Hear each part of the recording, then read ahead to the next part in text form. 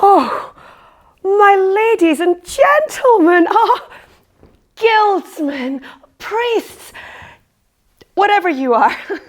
Well, this is not the most salubrious events for us to have been set down in, is it? God, I hope there's food.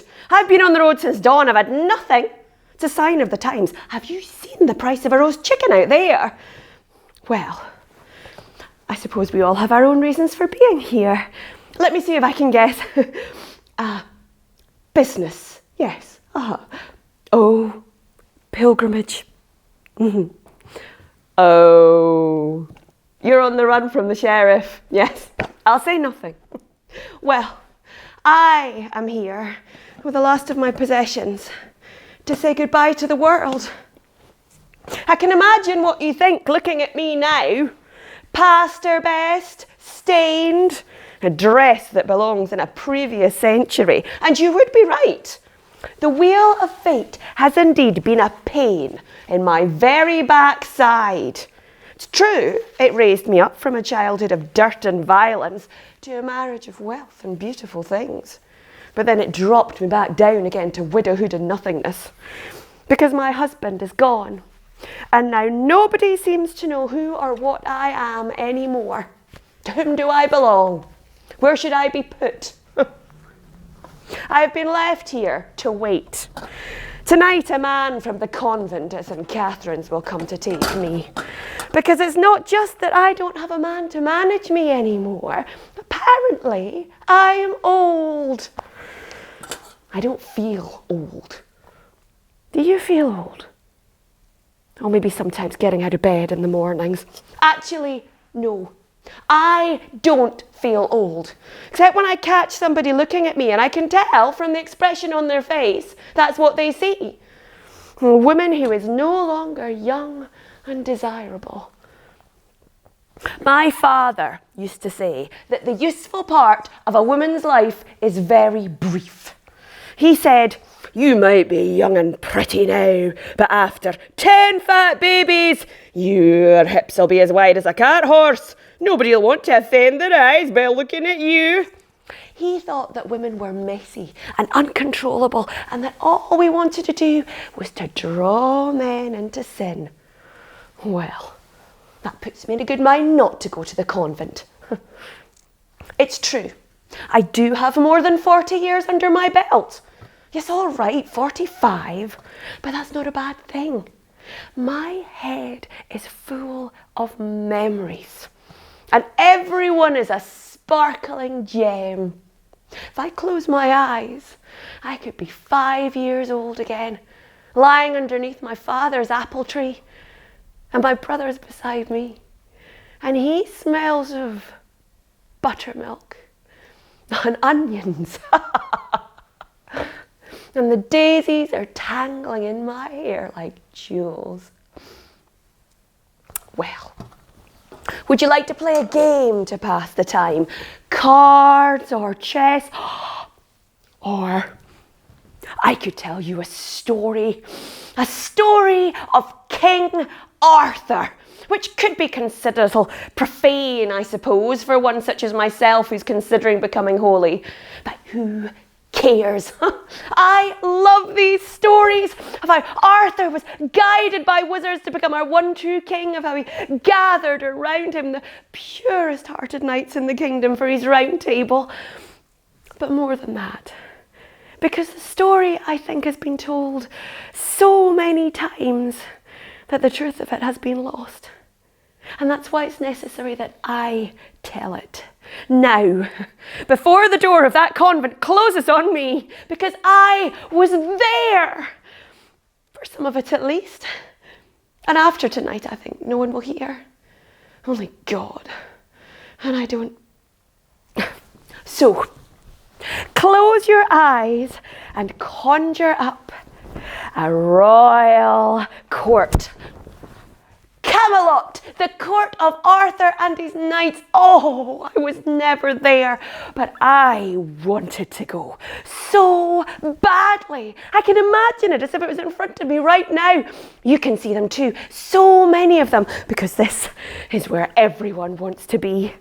Young men, the cream of knighthood, slender as young birches as they bow to gorgeous ladies with their hair and raffles of gold and silver down their backs.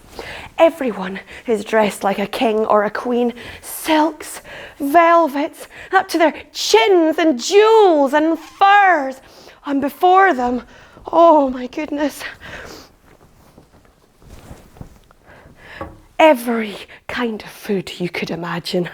There's soups, stews, boar, geese, venison. There are castles made entirely out of sugar. Is that your belly rumbling, or is it mine? And of course, all of these pure young souls have been and knelt before the priest this morning to beg forgiveness for their sins. If they have any, they are all so perfect. It is heaven. It is the best of all things. And best of all, it's Christmas, a time of feasting, celebration, and games. At the head of the high table, I am sure will sit Guinevere, quite the most gorgeous woman ever to walk the earth inside Camelot. Look at her, smiling graciously, admired by all the ladies. Oh, hello, desired by all the knights. Huh! Not that she would give anything away, of course. Or perhaps we should ask Lancelot about that. Beside her will stand King Arthur, a rage of energy. This is what they say he was like in his youth. He could not rest. Every day he insisted on seeing some new test of the strength or virtue of his knights. Until then, he would not eat. And so it begins.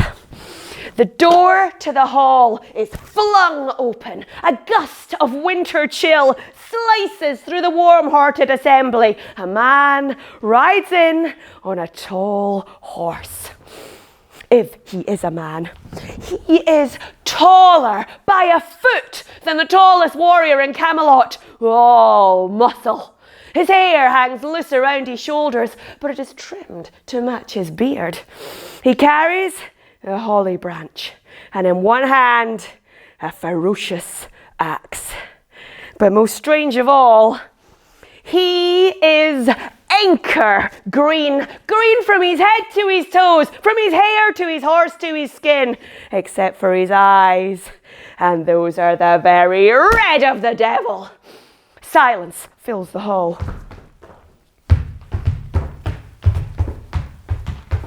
Until the horse and rider stand in front of the high table, Guinevere and Arthur.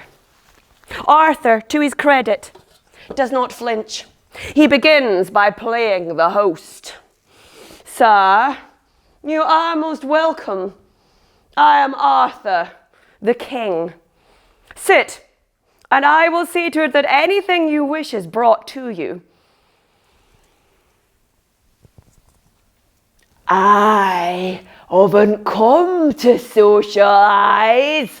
There's a nervous murmuring. Arthur tries a different tack. Well, if you have come to fight, we are ready.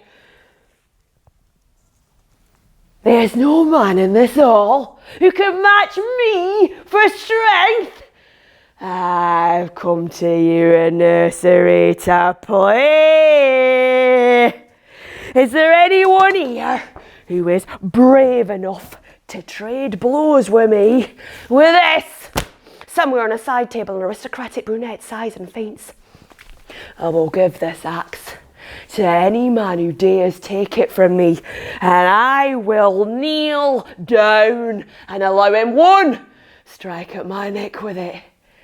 But in return, he must come and seek me out in 12 months' time on New Year's morning and allow me to return the favour. So, quickly then, who's my man? Hey? Hey?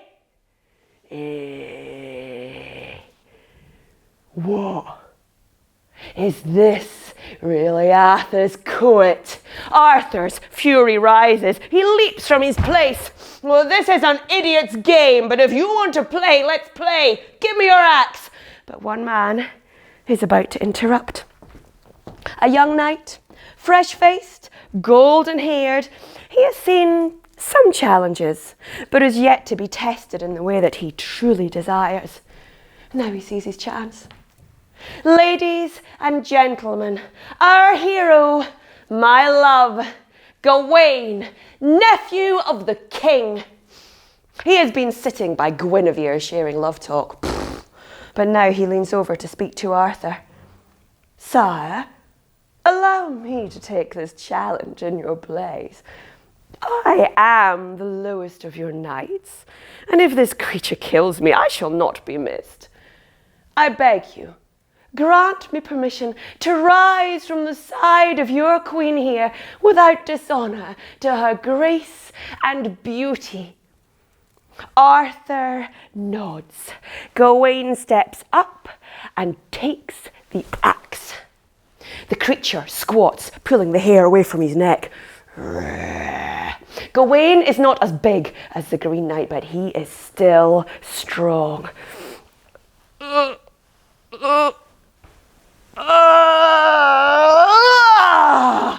axe falls, slicing through the green flesh and shearing the bone.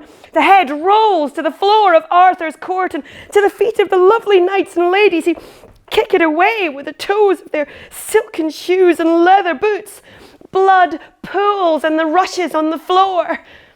How many times have these young people seen a man cut down like this or in equally brutal fashion and not get up again? But the Green Knight